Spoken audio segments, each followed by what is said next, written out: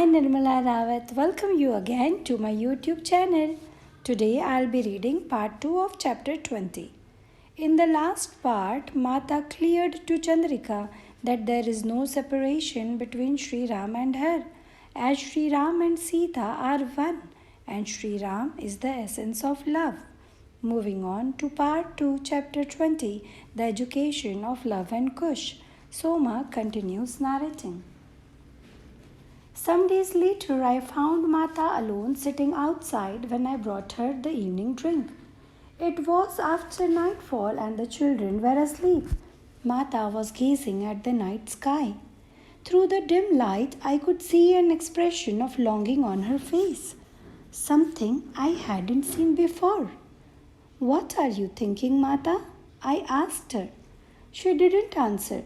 I sat quietly beside her, wondering whether I should leave her alone or stay by her side. "My mind is on him," she suddenly spoke in a barely audible voice. "The words I spoke to Chandrika are true. Sita lives in the heart of Ram and Ram lives in the heart of Sita. There is no separation between us. And yet, we have come into this human world to experience both its joys and pains. Though they are but illusions, at times they seem real, for we are also under the spell of Maya, as is all the material creation. We have human bodies and human minds and human feelings, and sometimes longing arises. I feel his longing now as he rests alone in the palace. I have the children, the forest, the animals, the plants, but he is there with so much responsibility, so many duties, so many things to look after. Who is there to care for him, to comfort the human part of him?" I ventured to say, "Lakshman, Bharat, Shatrughan, their wives, including your sister and the queen mothers." Yes, her face softened. "I need not worry. He is surrounded by love and devotion. But still, as his human body longs for me, this human body longs for him. We cannot shake the human part of us, Soma, and are not meant to as long as we inhabit these forms. I experience this human body and then retreat into reality." With those words, Mata withdrew into meditation, and I knew to take my leave. We had 2 small cottages, one for Mata and another for the children and me. When they were very young, the children slept with Mata, but when they grew older, I took them so that Mata could have time alone. She didn't sleep much, but spent most of the night in meditation. When the boys were around 6 years of age, Mata developed the habit of having them meditate for a few minutes before bed and then telling them a story. They loved to hear tales of the sages. One night after meditation, Mata asked them what story they wanted to hear. They both said the same story of sage Anasuya and the river. Mata smiled.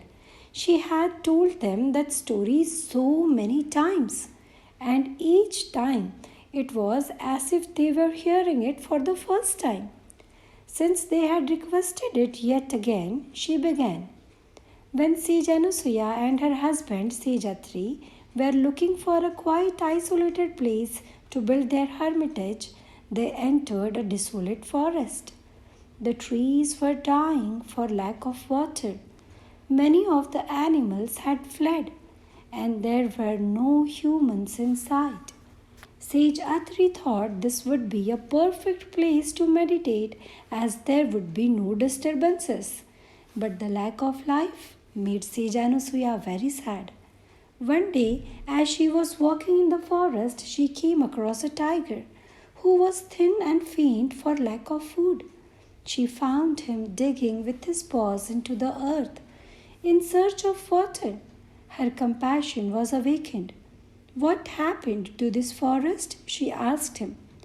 "This forest has been cursed and there has been no rain for 10 years, Tiger said sadly. "Please, Mata, help us.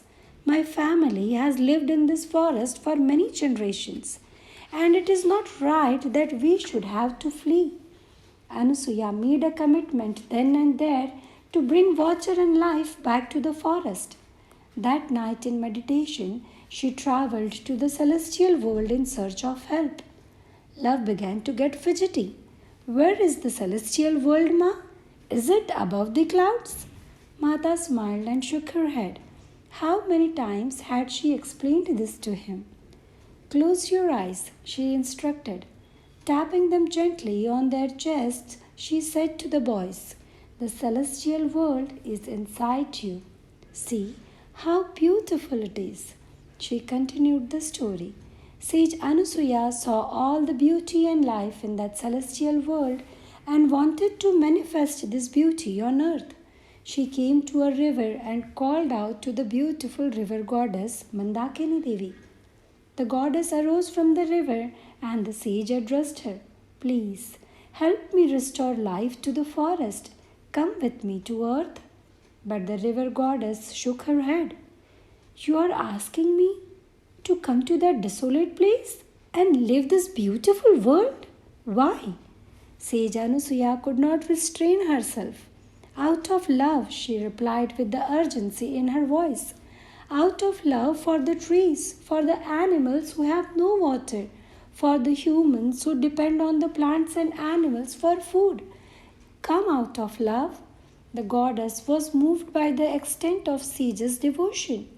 For you, I will come, she said.